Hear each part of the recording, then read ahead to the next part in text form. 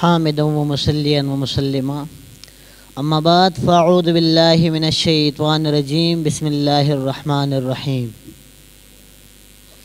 اشداء على الكفار رحماء بينهم صدق الله العظيم وصدق رسوله النبي الكريم ونحن على ذلك لمن الشاهدين والشاكرين وببركته صلى الله على النبي الأمي وآله وصحبه وسلم.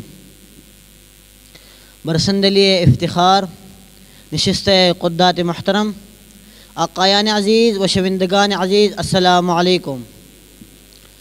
امروز در این خانه خوشمند در مقابل اصحاب عقل و خرد و اہل علم و دانش موضوع مورد بحث نا حکمت لقمان است و نا داستان رستم و سہراب برعکس موضوع کے دربار بیان می شود.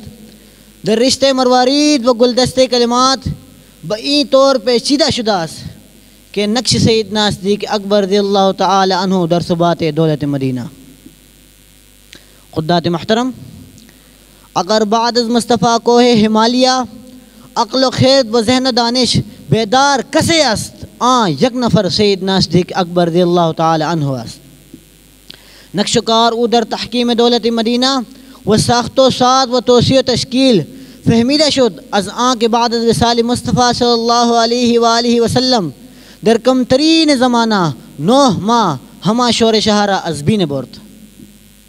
قدات محترم، حتیٰ زمانے کی آران دلیر و شجاعان صحابہ و پیمبر علیہ السلام دل و بندو بے بار بودن سپس سیدنا صدیق اکبر رضی اللہ تعالی عنہ بدون مقصد تاخیر با ارادہ سخنرانی در عالی قشتی دولت مدینہ در حال غرق شدن را نجات داد.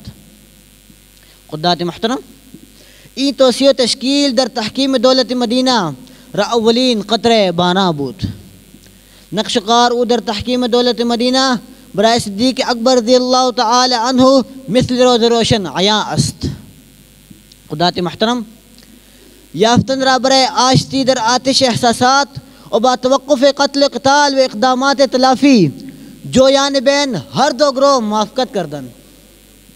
در تحکیم دولت مدینہ نقش و نیز پس دیگر چی است. قدات محترم، و مسدود کردن راہ مہاجمہ بنظامہ اقتصادی و مالی و با تمام قوت جوان مردی با منکران زکاة جہاد کردن. در تحکیم دولت مدینہ نقش و نیز پس دیگر چی است. قدات محترم، روز 6 میلیون مساحت در ریاست اسلامی و فتح شدن بیشتر مناطق از ایران و سوریہ و تشکیل حکام و ارتش. در تحکیم دولت مدینہ نقش و نیز پس دیگر چی است. قدات محترم، نظام محمدی را مرتب نگاہ داشتن و توتے ہائے یہودانوں مسیحانوں منافقانوں مرتدانوں را پاسخ اشکارا کردن. در تحکیم دولت مدینہ نقش و نیز پس دیگر چی است.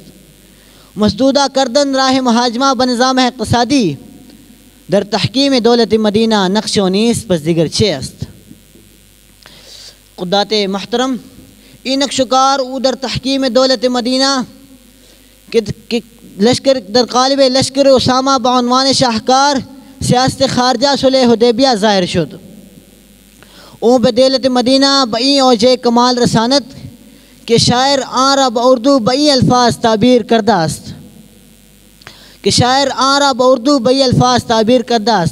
بعد از نبی فتنہ و شرکا ہوا ہجوم، بعد از نبی فتنہ و شرکا ہوا ہجوم، سرکش ہوئے منافق و ملحد علی العموم.